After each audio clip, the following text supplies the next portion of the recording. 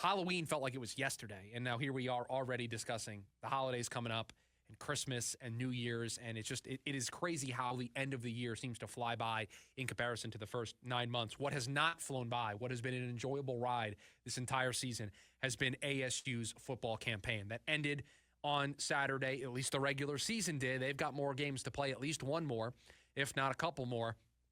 They beat U of A. They finished their regular season 10-2.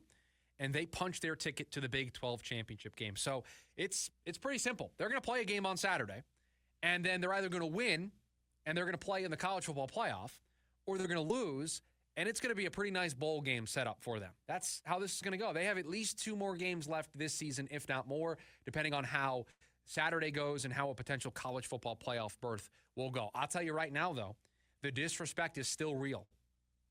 The AP poll, the disrespect is still there.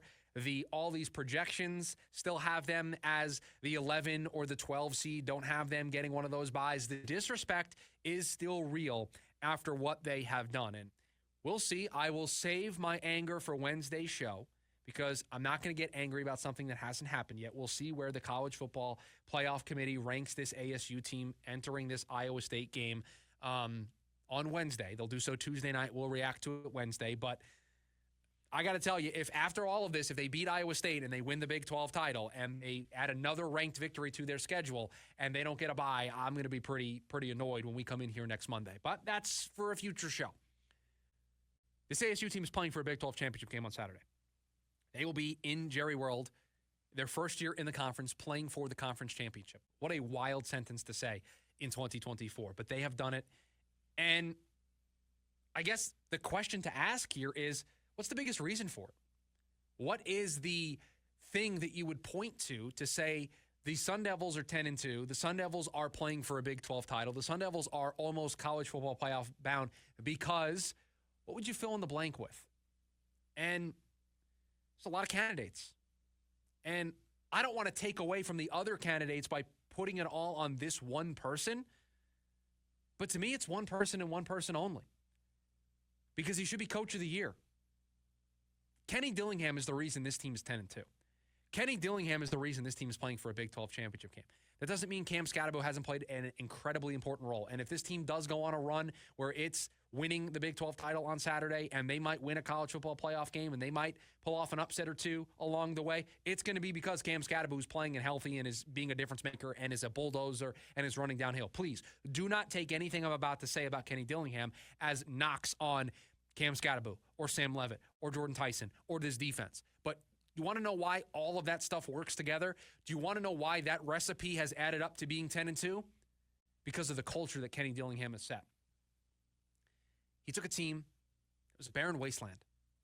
He took a team that was going nowhere quickly. And his first year was rough. There were bumps. And in year 2, he has turned this team around and he has put this team one win away from the college football playoff. And you want to know why I say it's Kenny Dillingham? Because if you ask him, you hear the honesty in his voice. Because he said, I didn't expect this. We're ahead of schedule. He was asked after the game yesterday, or on Saturday, about getting to 10 wins. And just talked about how would he ever expected to get to 10 wins? You know, earlier in the season, could he ever have envisioned this season ending in 10 wins? And he answered about as honestly as you can get. He said, no, because you wouldn't have asked me that.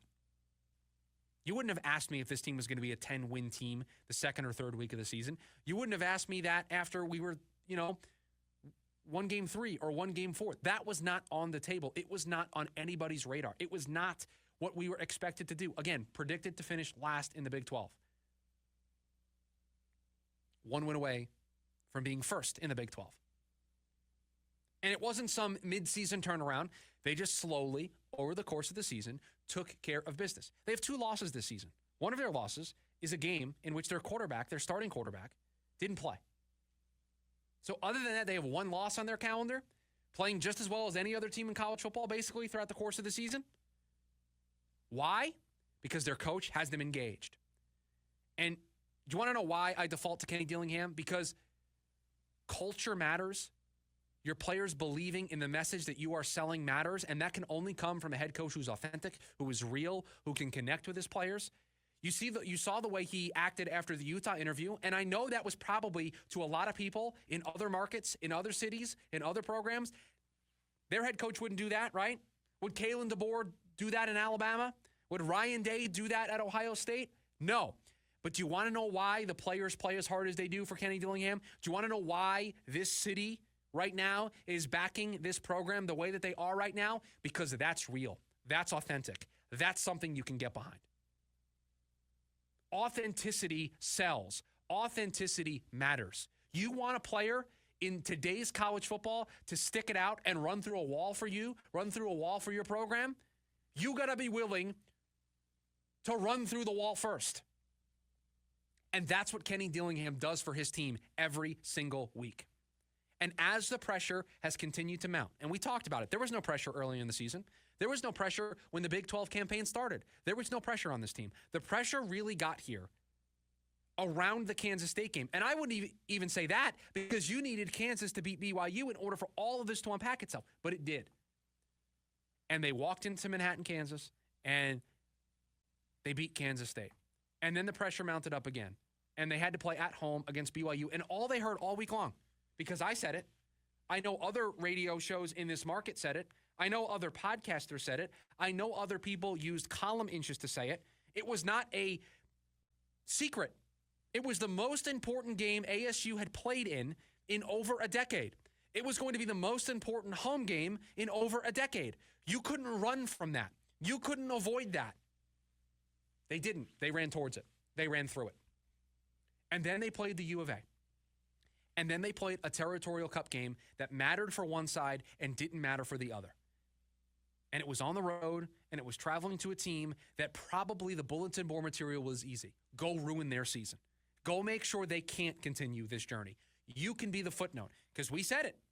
I asked producer Dylan the question. I asked you, the listener, the question. What would you rather have had? The BYU win and a U of A loss, or a BYU loss and a U of A win? And it was pretty overwhelming. The U of A win mattered more to people because you don't want to give them that. In a down season for them, a season where they missed expectations, you didn't want to hand them.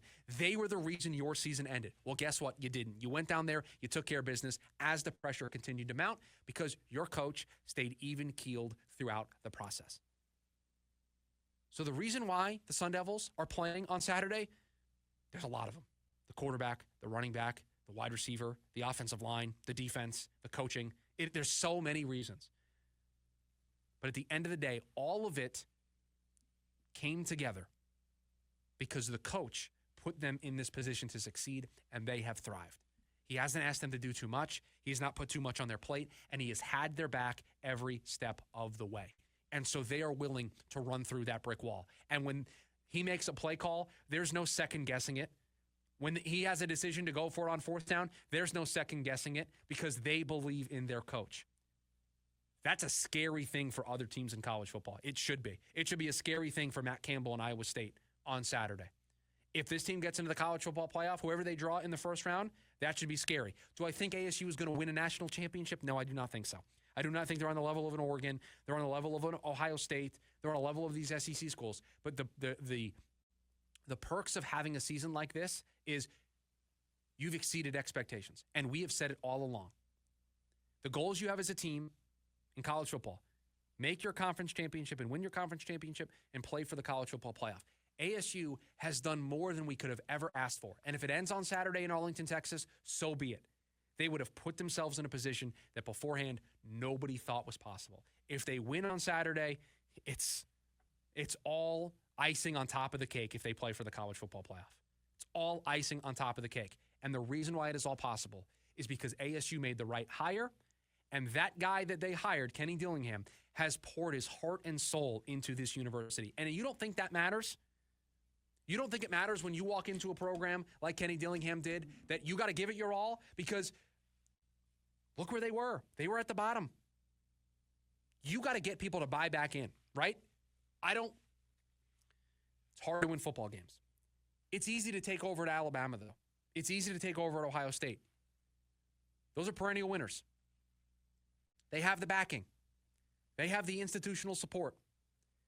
It's easy I'll put in air quotes, to take over those programs and just hit the ground running. It's difficult to take over a program that is in the state that ASU was in when Kenny got here. It is difficult to take over that program and get people to buy into what you're doing. And I'm not talking players. I'm not talking coaches. I'm talking fans, boosters, investors, the city at large, to get those groups to buy in, and then also get the players to buy in, to get the coaches to buy in, to all be rowing the boat in the right direction. That takes a lot.